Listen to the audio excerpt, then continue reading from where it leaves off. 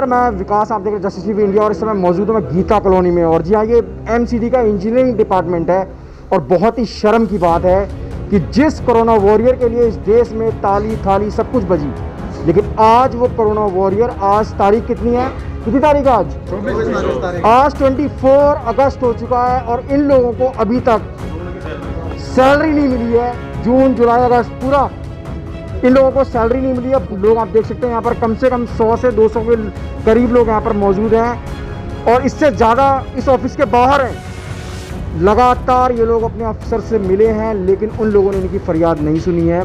बहाने बना देते हैं। तमाम लोग हैं, जानने की कोशिश करते हैं कि किस तरीके की समस्याएं ये लोग फेस कर रहे हैं। ये भी सुनने में आया है कि जो मौलिक अधिकार संविधान ने दिया था, स्वस्थ रहने का, शिक्षा पाने का, वो सारे अधिकारों की धज्जियाँ आज यहाँ गीता कॉलोनी के इंजीनियरिंग डिपार्टमेंट एमसीडी के इस डिपार्टमेंट में उड़ाई जा रही हैं। तमाम लोग मेरे साथ हैं, जानने की कोशिश करते हैं। सर क्या कहेंगे, आप लोग काम करते हैं, काम के लिए मेहनताना भी मिलना चाहिए। बिल्कुल मिलना चाहिए सर। तो क्यों नहीं, क्या अभी क्या समस्या और मिल क्यों नहीं रहा, कब से नहीं मिल रहा आप लोगों को? ये सर जब तक ये डिपार्टमेंट जब तक भ्रष्ट रहेगा यहाँ कुछ नहीं मिलेगा। किस तरीके का भ्रष्ट है? ये हर तरह से भ्रष्ट है। ये ठेकेदारों, हमारा पैसा आता है केजरीवाल के यहाँ से, ये पेमेंट कर देते हैं ठेकेदारों की। सब मिले हुए हैं, डिवीजन से लेकर और ऊपर तक सब मिले हुए हैं।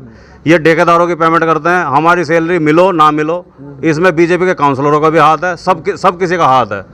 क्योंकि इसमें हमाम में एक ही नंगा नहीं है, सभी नंगे हैं। ये सारा हमाम इसी तरह का है इनका, ठीक है ना। और हमें तो ये बरगला देते हैं। और फिर अगर हम आज अगर कोई हमारा अभी अफसर आ जाए और हम कोई अकेला आ रहा है या दो जने आ रहे हैं और कह रहे हैं सर हमारी तनख्वाह नहीं आई, अच्छा तुझे तनख्वाह चाहिए, तेरी नौकरी खत्म है, कल से नौकरी मत आइयो। ये धमकी देते हैं इस तरह की। ये सब चमचों के कारण ये डिपार्टमेंट चल रहा है। क्या करेगा आप लोगों को ईएसआई कार्ड, जनरल जी इधर आइए, आप लोगों को ईएसआई कार्ड अभी तक नहीं मिला है। संविधान आपको अधिकार देता है स्वस्थ रहने का, क्या कहेंगे? जबकि आप ये सारी चीज़ें आपके ऑफिस की होनी चाहिए, आप लोगों को नहीं मिल रही हैं। कब से ये समस्या है?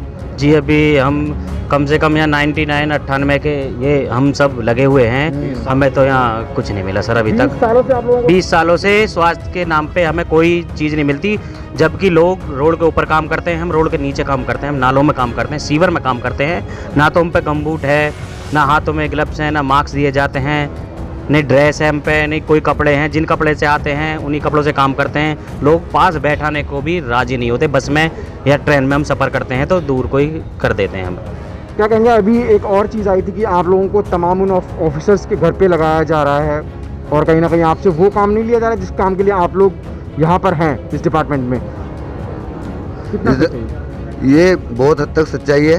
बहुत लोगों को घर पे यूज करा जा रहा है और यहाँ तक कोरोना वायरस की बात है, उनके लिए सब कुछ मुहैया हुआ था, ऊपर से ऑर्डर थे, सैनिटाइजर, हैंड ग्लव, मास्क, लेकिन हमें ऐसा कुछ नहीं दिया।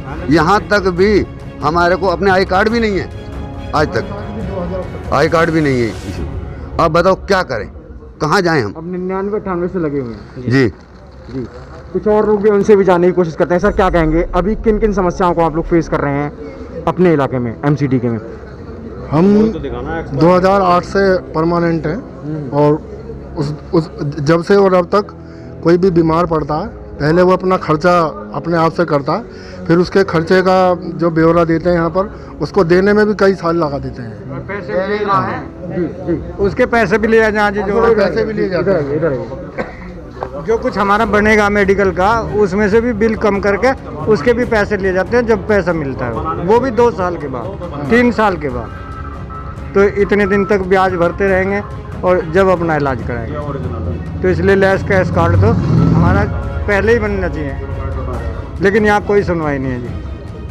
तो यहाँ पर गौतम जी भी मेरे साथ हैं, गौतम जी से भी जानने की कोशिश करते हैं। गौतम जी, आप लगातार इन लोगों के साथ खड़े हुए हैं और इन लोगों की आवाज़ आप उठाते हैं, लेकिन आप लोगों को कई महीनों से सैलरी नहीं मिली है। जिम्मेवार कौन है? डिपार्टमेंट जिम्मेवार है या बीजेपी की जो गवर्नमेंट है एमसीडी में वो जिम्मेवार है या केजरीवाल जी? सर जो हमसे काम करा रहा है फिलहाल तो वही जिम्मेदार है। हमारा एक्शन है वो जिम्मेदार है, हमारे एससी हैं वो जिम्मेदार है, डीसी जिम्मेदार है, कमिश्नर जिम्मेदार है। केजरीवाल तो हमसे काम नहीं करा रहा, करा तो ये लोग रहे हैं ना। तो हम तो इनके खिलाफ प्रदर्शन करेंगे, इनकी हाय हाय करेंगे, जो भी है। कॉन्ट्रैक्ट पे जो लेबर होती है उसको सैलरी ना मिले समझ में आता है, लेकिन परमानेंट हैं आप लोग, तो परमानेंट लोगों को भी सैलरी नहीं मिल रही है। सर अब ये तो इसे दिल्ली, देश की राजधानी दिल्ली की बहुत बड़ी विडम्बना है कि से एक सफाई कर्मचारी एक नाले में घुस के काम करने, एक बेलदार की तनख्वाह समय पर नहीं दे पा रहे, तो पूरे देश का क्या हाल होगा। तो ये तो बहुत ही गंभीर समय, आज से नहीं कई सालों से चली आ रही है। पहले हम 3-3 महीने झेलते थे, अब 6-6 महीने, और हम प्रदर्शन कर सड़कों पर लेट थे, नंगे होके भी घूमे हैं हम। जब जाके अभी मुझे तो लगता है ये राजनीति स्वार्थ था इनका, इलेक्शन आ रहे थे इसलिए थोड़ा समय पे दे दी इन्होंने 5-6 महीने, अब फिर वही हाल होने वाला है। अभी हमारी तनख्वाह हो गई, अब फिर डैम्स विभाग की फिर चालू हो जाएगी, चढ़ जाएगी, तो हमें देंगे या उन्हें देंगे? सर ये कह रहे हैं कि जैसे हम परमानेंट है, हम मर जाएंगे तो हमारे बच्चों को कॉन्ट्रैक्ट बेस की नौकरी मिलेगी, तो क्यों मिलेगी सर? हम तो एक परमानेंट है, तो हमारे बच्चों को भी कॉन्ट्रैक्ट की नौकरी क्यों मिलेगी? उसे परमानेंट नौकरी मिलनी चाहिए।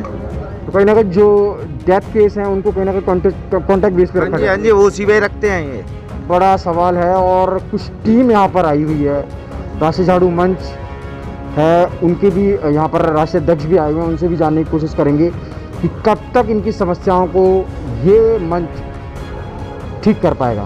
मैं अपने पिताजी की जगह लगा हुआ हूँ, मुझे 17 साल हो गए, अब तक मैं परमानेंट रेगुलराइज नहीं किया गया। मुझे बहुत समस्या है, बहुत ज़्यादा परेशानी है।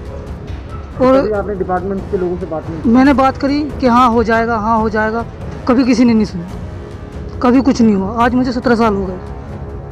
आप समझ सकते हैं 17 साल से ये लोग यहाँ पर काम कर रहे हैं, और वो भी कॉन्ट्रेक्चुअल बेसिस पे, कॉन्ट्रैक्ट बेस पे इनको रखा गया, जबकि इनके फादर इस डिपार्टमेंट में परमानेंट थे और इनको यहाँ पर कॉन्ट्रैक्ट बेस पे रखा गया। बड़ा सवाल उठ रहा है एमसीडी पर, और लगातार सवाल उठते भी रहे हैं, लगातार कर्मचारी अपनी आवाज़ों को उठाते भी रहे हैं, लेकिन समस्या पिछले 20 सालों से 30 सालों से वैसी की वैसी बनी है। क्या ये समस्याएं चेंज हो पाएंगी, जानने की कोशिश करते हैं राष्ट्रीय अध्यक्ष जयकुश से।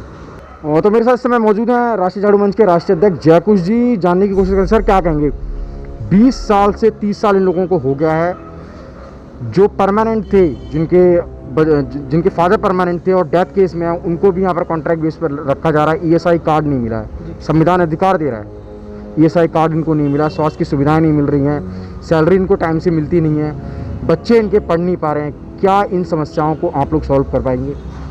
देखिए सर, राष्ट्रीय झाड़ू मंच आज यहाँ पहुँचा है, और पहुँचने के बाद जो इन्होंने समस्या रखी है, इन्होंने बताया कि पहले कई लोग यहाँ पर आए, कई संगठन यहाँ पर आए, और आप देख रहे हो कि किस तरीके से जब वो लोग इतने समय से काम कर रहे हैं, उन्होंने बता रहे काम किया, इतने समय से काम किया, तो उन्होंने क्या काम किया कि डेथ केस वाले को परमानेंट नौकरी नहीं मिल रही है, कैशलेस कार्ड इनके पास नहीं है, जो सरकारी नौकरियां थी वो ठेकेदारी में आ गई है। तो ऐसा कौन सा काम किया भाई उन्होंने, ऐसा क्या काम किया कि इनका भला हो चुका हो? लेकिन मैंने जहाँ तक इनका देखा, इन्होंने बताया कि जो लोग इनके पास आए, इनका तो जहाँ थे उनसे पीछे लिया है इनको। पहले सरकारी नौकरी थी, प्राइवेट हो चुकी है, ये उल्टा पीछे आए हैं। लेकिन जिन लोग आवाज़ उठा रहे थे, वो लोग कहीं ना कहीं अपना घर भरकर इनके माध्यम से उन्होंने बताया कि वो लोग सेट हो चुके हैं। राष्ट्रीय झाड़ू मंच तमाम समस्याओं को लेकर पूरे भारत के अंदर काम कर रहा है, और आज पहली बार इन लोगों से मिलने का मौका मिला है। और इनकी जो समस्याएं हैं, ये डॉक्टर साहब हैं और गौतम जी हैं, इनके माध्यम से लोग यहाँ पहुँचे थे। इनकी जो समस्याएं हैं, उनकी समस्याओं पर 100% फ्री ऑफ कॉस्ट राष्ट्रीय झाड़ू मंच काम करने जा रहा है, और आने वाले समय में बहुत जल्द इन सबको उसके परिणाम भी दिखाई देंगे। तो राष्ट्रीय झाड़ू मंच इनके साथ तन मन धन के साथ खड़ा है, और आने वाले समय की जो लड़ाई है इनकी, चाहे वो जो बताया कि डेथ केस पे परमानेंट नौकरी की हो, चाहे वो मैट्रिक पास के पैसों की हो, कैशलेस कार्ड की हो, सरकार को दिखता नहीं है कि सीवर में काम करने वाले लोग हैं भाई, इनका कैशलेस कार्ड सबसे पहले बनना चाहिए, लेकिन वो आज तक नहीं बना है। और ड्यूटी किनकी थी? जिनकी ड्यूटी थी वो लोग इनको गुमराह करके, इनको बेवकूफ़ बनाकर वो लोग मजे मार रहे हैं। तो राष्ट्रीय झाड़ू मंच ऐसी तमाम समस्याओं के लिए इनके साथ कंधे से कंधा मिला के खड़ा है, और आने वाले समय के अंदर बहुत जल्द उस सारी समस्याओं के परिणाम इनके सामने होंगे। हम अपने मुँह से क्या बताएं, काम होगा, ये लोग आएंगे तो वो खुद ये बताएंगे कि हमारा काम किस लेवल पे हुआ। तो राष्ट्रीय अध्यक्ष जयकुश जी मेरे साथ थे, राष्ट्रीय झाड़ू मंच से हैं, लगातार काम कर रहे हैं पूरे देश में, और जिस तरीके की तमाम समस्याओं को ये कोर्ट में ले जाते हैं डायरेक्ट, जो कि इससे पहले देश में नहीं देखा गया। बहुत कम लोग थे जो इन शोषित पीड़ित वंचितों की आवाज़ को कहीं ना कहीं कानून के माध्यम से, जो एक प्रावधान है संविधान में जो दिया गया है, संविधान इस चीज़ की इजाज़त दे रहा है, तो संविधान के माध्यम से कहीं ना कहीं इन लोगों की समस्याओं को सॉल्व करने की कोशिश की जा रही है। तो तमाम खबरों के लिए आप देखते रहिए जस्टिस टीवी इंडिया।